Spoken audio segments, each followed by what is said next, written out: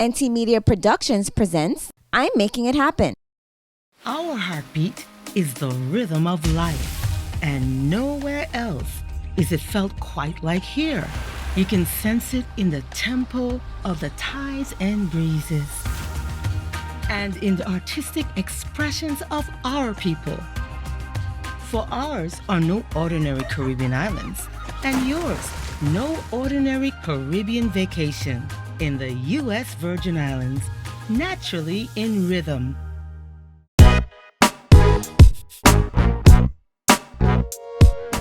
Welcome, and you're watching another episode of I'm Making It Happen with exceptionally yours, Nykole Tyson. And we have the honor of having Executive Director, Mr. Raymond Williams of the VI Lottery here with us today. And we're going to be educated and informed of what's happening at the VI Lottery. And guess what? They're celebrating their 85th year in operation. And so we're so happy to have you. Thank you so much for being here, Mr. Williams. It's my pleasure, absolutely my pleasure of being here. Any opportunity we get to promote, to market our product, I'm always happy to be a part of it. What's been the activities surrounding your celebration for your 85th year? So we did our extraordinary drawing. It's one of 3 drawings we do each fiscal year. It's the bigger draw where our top prizes start at $500,000. So we decided to host that drawing in the original place that we had our first ever VI Lottery draw in Emancipation Gardens on St. Thomas. Oh, wow. And we did it at the same time Really? at 12 noon on St. Thomas. It really was a magnificent time to be had. You know, it's amazing how we are able to not replicate totally, but to go back to that place where this process started. You know, so And to know that you have the records for that. So do you have it something written down? Like, how did you know the time and the place 85 years ago? As a matter of fact, we have a big placard in our office that shows the actual legislation when it started on January 25th, 1938. And it tells you date, time, place of the drawing. It even shows you what the prizes were back then. In addition to our prizes, our top 5 prizes, the VI Lottery, in every drawing, there's an excess of 7,000 plus prizes that can be won. You know, anywhere from the terminal where you pay $30, or in this case $50 per ticket, and you have the last matching number of the first prize, you basically get back your investment of that $30 or $50. From there, there's a plethora of other prizes based on series, other terminals, and stuff like that. So you have multiple opportunities to win cash prizes. As a bonus prize, we had a 2023 Jeep Wrangler Sport that someone won. Okay. Oh, we wow. had a cruise for 2 that didn't play, that number didn't sell, and then we had an $800 back to school shopping spree that someone also won. Oh, cool. In addition to that, even if you didn't win, you can enter your number into what we call a second chance drawing that we hold a week after, where you can win like a $200 gift certificate to local businesses, restaurants, jewelry stores. I tell people at the VI Lottery 2 things. When you play the VI Lottery, everybody wins. Secondly, when you play the VI Lottery, we make dreams come true. Absolutely make dreams come true. So just imagine someone winning the $90,000 prize. So just think about the possibilities of things they can do with that. But also, like what you just said about, even in addition to that extraordinary amount, you're also thinking about back to school. Yep. So even that might, it might seem small, but that's a major $800 shopping spree could make a difference for a parent. So I'm happy to hear of all the different intricacies you guys think about, the details to support the community. Right. Are you going to be continuing this throughout the year? Yes, we intend to. We haven't planned a host of activities, but the goal is we're going to be participating in the festival, although that falls into the new year in a huge way. That's something we were working on. But prior to that, in December, we're going to have 2 galas, one on St. Croix, one on St. Thomas and John District, where we'll be celebrating and honoring some of our dealers that have been with lottery the longest, some of our dealers that have sold the most lottery tickets over a period of time. So we think it's necessary to shine the light on those. Right. We're going to honor all our dealers. So we're hosting those galas primarily for them Right. and for my employees, Okay. as well as some of our vendors, because I think it's important that, from my perspective, that we pay homage to the people that make a difference, that are our conduits between creating a ticket and selling a ticket. So, it makes a value a difference, because if we don't have dealers, who sells the tickets, Definitely. So we don't have a program. So, What I like to also add, they're making a difference and they're also making it happen.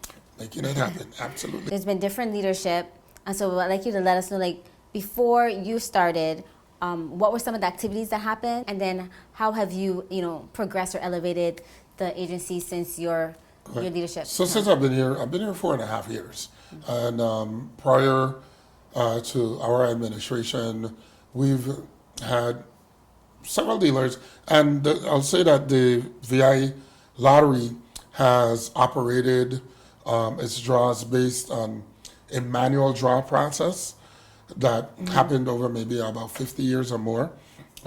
That's where we had two big ball chambers, two crystal ball chambers, if you will, where we had all our numbers in one chamber, and then you have the prize balls in another chamber. Had to churn it. It was an extensive process to prepare for. So today, Thursday, is a draw. Tomorrow, Friday, that ticket and balls staff had to go to work immediately at preparing for the next draw 2 weeks down the road. Right. Because it was a process where you had to wash the balls, you had to tread the balls. I mean, and you tread balls from 001 to 0099, and then another tread. So just picture 34,000 balls, right? Wow. Yes. And then you had the balls that had the prize numbers, like the winning prize points on there. So it was a process that you had to go through almost over a 2-week period. In addition to that, our tickets were printed in Puerto Rico. So every drawing, you have to have the tickets printed, you have to have the proofs done, maybe 8 weeks in advance. You would have to make sure that when the tickets were shipped over, you had a security portion that comes with that, so that no one stole the tickets on the way here. Wow. Our security force would pick up the tickets from the airport. They were flown in. The tickets, when they got here, the staff had to go through each and every single ticket to make sure there were no duplicates, to make sure that the tickets were printed properly, the size. I mean, it's just a host of pieces that had to go in to making sure that the draws were done correctly and that all our ticket stock and all that stuff was done correctly. Since I've been on board, we've changed that process entirely. Awesome. In the last almost 3 years, we've gone from a manual draw to a digital draw process. So the draw process now is done by what's known as a random number generator. It's a computer, a standalone computer, and it's an algorithm that's imported into that computer for 0001 to 34,000, right? Representation of all the numbers. It does what it does, and literally in a matter of minutes, 5 minutes, the draw is done. Wow. It's done. As opposed to what we did several years ago, that took hours to do the draw, because you had to hit a button, one ball came down out of the chamber with the number. Hit another button, a ball came down with the prize point. So the drawing board, quote unquote, that was the persons that were employed to do that. They had to spend almost a whole day, starting from 7 in the morning, making sure that the processes were right. They had to put the balls on a tablet, secure it, lock it, take it to a different location. It's just so many pieces that were involved. Where we are today, the drawing is done in a matter of minutes, but to ensure that the draw is legit, we have a draw manager, we have a draw auditor, the actual person that does the draw, we have our security team and our IT team. All factors that go in to making sure this process is secured. Okay. So you went from manual to digital. Correct. in the 4 years that you've been with the VI Lottery. There are many ways to enjoy life, like so many ways to count on Popular. Our heartbeat is the rhythm of life, and nowhere else is it felt quite like here. You can sense it in the tempo of the tides and breezes, and in the artistic expressions of our people. For ours are no ordinary Caribbean islands, and yours no ordinary Caribbean vacation in the U.S. Virgin Islands, naturally in rhythm. Cost you less. Your best value on St. Croix. Like us on Facebook. Text cost you less, one word, to the number 55678 for discounts and promotions. In addition to doing the random number draw now, the tickets I told you about coming from Puerto Rico, Right. no longer. Okay. We have our own printers in-house. Perfect. Some things that are as big as this room that literally print our own tickets. It's called print on demand. So in the past, you have to print all 34,000 tickets for the regular draw and all 40,000 tickets for the extraordinary draw. We literally only print it when you buy it. And anything else that you've, implemented? I came on board, our sales were around averaging between 42, 45%. Our average sales are 60% right now. Awesome. For our regular draws and our extraordinary, our sales are targeting between 70 and almost 89%. Right. So our revenues are getting better. And the thing about the VI Lottery, it's not for profit. So what comes in goes right back out.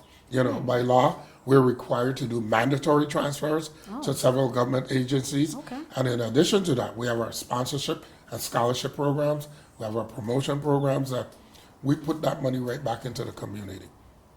So you help the coffers of the VI government, the lottery. Not the coffers per se, but we help to supplement programs. Like one of our mandatory transfers require that we give a certain percentage to Department of Human Services to buy medication for indigent and seniors.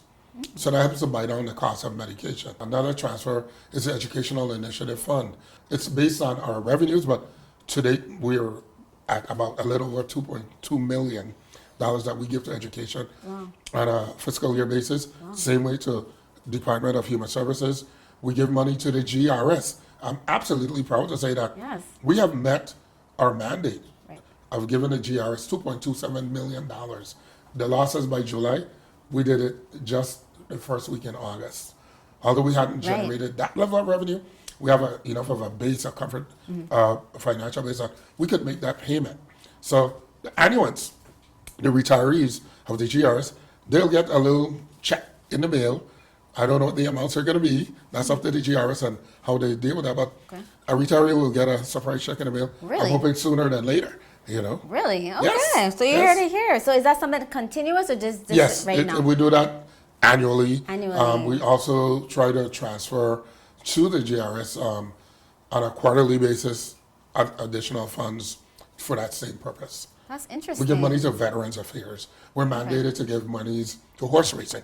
It was known as the St. Thomas Horse Racing Commission via be it all the promoters and so on. But there's no such thing as a St. Thomas Horse Racing Commission. There's one VI Racing Commission. So those transfers weren't being made for a period of time. We've cleaned that up. We're now putting the money. All those monies are funneled through the Department of Finance. Okay. They're the custodian of those funds. So once we give the checks, turn it over, then they're responsible for the disbursements. But we don't have horse racing, so we're giving that money to. I was just in an establishment, and there were individuals, really concerned and interested to get the horse racing back on St. Croix. So I'm sure they're happy to know that there's still monies that the VI Lottery is allocating for such activity. Right. And the good thing about, and I'll boast about it, the fact that after years of, we had a lawsuit that was filed by one of my contractors against VIGL, who's a promoter for horse racing at the time in both districts. Through the wisdom of the governor, he agreed to bifurcate in the two tracks. So VIGL is responsible for St. Croix, the build out and all that stuff. Right. On St. Thomas, our contractor, Southland Gaming Virgin Islands, Inc., is building the racing facilities on St. Thomas as we speak. They've already built the grandstand, and we will be primarily responsible for the regulatory piece of the operation for what you may know as a casino. St. Thomas will be known as an entertainment center because it falls in line with our contractual agreement with Southland Gaming. We are here with Executive Director Raymond Williams from the VI Lottery. We're going to learn more and be educated and informed about what's happening at the VI Lottery right after these messages. I think I need a change up. And Carlos Furniture have the thing them. Think I need a new sofa. And just wash up for all my dish them. Right here on Island, all these things you'll find. Just head to Carlos Furniture and spend some time. They have brands like G, Serta, Simmons, Posturepedic. They can furnish any room, any day that you need it. Carlos Furniture, they're the best of the best. Carlos Furniture, to Park St. Thomas, St. Croix, Peter's Rest. Carlos Furniture, 30 years in the biz. Carlos Furniture, quality in the name. Carlos Furniture delivers 7 days a week, can provide white glove service, and can deliver to the BVI. Carlos Furniture, the place the Caribbean gets its furniture for the past 30 years. There are many ways to enjoy life, like so many ways to count on Popular. Cost you less. Your best value on St. Croix. Like us on Facebook. Text cost you less, one word, to the number 55678 for discounts and promotions. Our heartbeat is the rhythm of life, and nowhere else is it felt quite like here. You can sense it in the tempo of the tides and breezes, and in the artistic expressions of our people.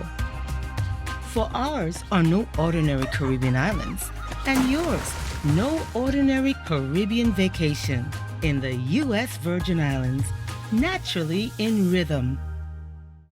So welcome back, and you're watching I'm Making It Happen with Nykole Tyson, and we have the Executive Director, Mr. Raymond Williams from the VI Lottery here with us. And as I mentioned, they're celebrating their 85th year. There's so many different ways to play. So we're going to learn, Mr. Williams, what are the different ways to play at the VI Lottery? Okay, so you have our traditional lottery that we spoke somewhat about, where you can either purchase a ticket in our office, or we have agents or dealers that come in. They are entrepreneurs. They come in, they purchase the tickets, and they go out into our community and resell the tickets. So they do it at a profit margin. For every ticket they purchase, they resell it at a few dollars more, or they get a discount for purchasing the tickets. We're starting to see where some restaurants, some other type businesses are looking to become dealers as well, to sell from their establishment. Interesting. So outside of the traditional draw, so we have two contractors. Southland Gaming Virgin Islands, they're responsible in the St. Thomas, St. John district for our VLT program, Video Lottery Terminals program. What's the difference between a VLT and a casino gaming machine? Same identical equipment, they just operate differently. So whereas here on St. Croix, in the casinos, you have an enforcement arm, part of the regulatory structure with the Casino Commission that generally sits in the casinos here to regulate and ensure that the operations are being met. On St. Thomas and St. John, we have a centralized system, service system, where all the machines are connected to this one brain central server system in Southland Gaming's office on St. Thomas. So I and certain members of my staff have access to all 500 machines that we have distributed throughout St. Thomas and St. John. I can pull it up on my cell phone right now if I wanted to and tell you at this retail location, machine number 00122 is not operational. If I want to see cash in, cash out, I can see that. So that's part of the regulatory piece that we do with Southland Gaming. We also send our employees out, our enforcement teams, to visit at random some of our retailers. We have about 47 retailers in the St. Thomas, St. John district, and we have 3 entertainment centers with one scheduled to come online in the Tudor Park Mall. So that is the side of Casino VLT that we manage. And the other contractor, Caribbean Lottery Services, they are the contractor that deals with our Powerball, Mega Million. They deal with our instant and scratch tickets. So I know recently you had a press conference about new games. Correct. I think it was with the Caribbean Lottery. Correct. As well. Is there something you want to mention? Yes. So in the Virgin Islands, which is no secret to anyone, we have a plethora of illegal games. Palais, Weiwei, Quinella, Tripleta, and people generally call them numbers games. These games originate out of Santo Domingo, New York, and some other states across the U.S. They're illegal. It's like a mining type activity.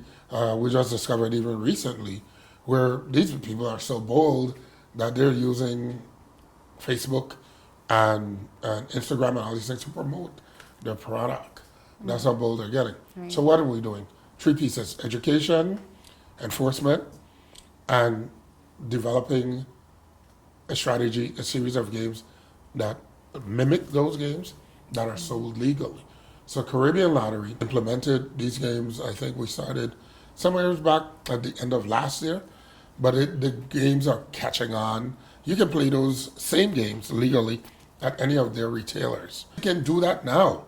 So why are you participating in buying these illegal games? That money doesn't stay here. And I think it's imperative that we as a people, you have to have a sense of national pride. We got to keep our money local. The last white paper that we saw several years ago told us that anywhere between $60 to $80 million a year in illegal sales go out of the Virgin Islands. So what's a white paper? Independent and confidential study that examines those illegal markets. It's a Gives report us that a shows you how much money That's- is being that goes out of here. generated That doesn't stay here. and it being exported out. And so you're saying that now that the VI Lottery has created, an association with Caribbean Lottery, has created the same type of process or winnings games that the illegal individuals were doing, and so there's no reason to support that. Support that. So was there a reason to before? Was there like something that you felt that was missing, that people felt that was missing? Well, I don't Why think why were they going to the illegal games? because anyways? it's easy. It's easy. It's not taxed. Okay. So you win $100, you win $100. Oh. In our games, any winnings over $600 would be subject to VA taxes, right?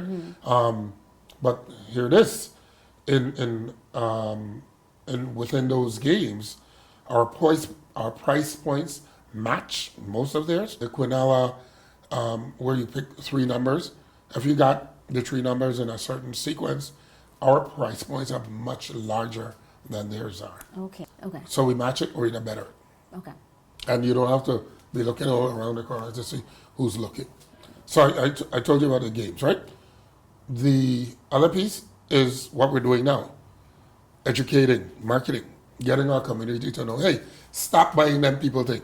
I want you to reiterate that the money's going out and doesn't stay within. And Absolutely. And what's important, because your agency, you said, contributes to many agencies and supports many programs. So with that being said, when people are abusing the illegal process, that money is not being able to circulate the territory. Correct. Re-emphasize why people should, support. You're taking your own money out of you're taking food out of your own child mouth, simply put. Why do you want to play that, which doesn't stay here, when you can play something that benefits here, that benefits you and your families, your community in general, in the long run. Okay. I think you had asked about why it took so long for us to get here. Our laws generally are archaic. Those crimes are misdemeanors. You put the enforcement team out there to do enforcement activity. The amount of work they put into doing that, to capture to seize, to do whatever they do in terms of initiatives. You have a phone, it's a device. You have a cash machine, or not a cash machine. You know, you go to the ATM, not ATM, you go to stores and you tap your credit card on that device. Right. They have those mobile devices. Okay. You're one of those dealers. My enforcement team surveils you. They roll up on you, catch you in the act, they document it, they confiscate your equipment. You get a fine. You're supposed to go through the legal process, the court system.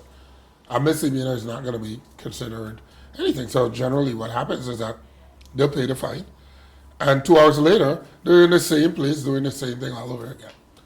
So where are we at with that? So for years at a time, we've been trying to get legislation amended to turn misdemeanors into felonies, to raise the fines and penalties from, let's say, from $100 to $1,000 per charge and higher. If we were to do forfeiture in business and establishments that allow for these activities, we can almost attach those businesses and penalize them if our amendments are passed. $20,000 a day. I'm happy to report that we finally got these amendments done. We had them go through the legal system at the Attorney General's office, then onto the Governor's office. We have it down at the legislature. We finally have a bill number, and I'm looking forward to going before the legislature along with the police commissioner and my enforcement director to promote this legislation. Hopefully we'll get our legislators to sign off, agree, and pass these measures so that now we'll have teeth when we're go out into the community to do enforcement.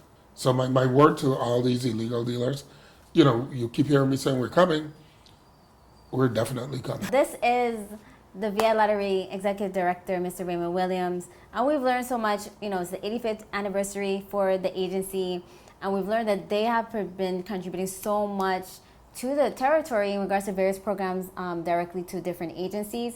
And now we've learned that now is in the process of creating an act, a bill. It's in a bill process going towards an act in regards to penalizing individuals who have illegal gaming processing. So we're going to take a break, and when we get back, we're going to learn more about, you know, the executive director and what's in the daily activities in such a position. So don't go anywhere.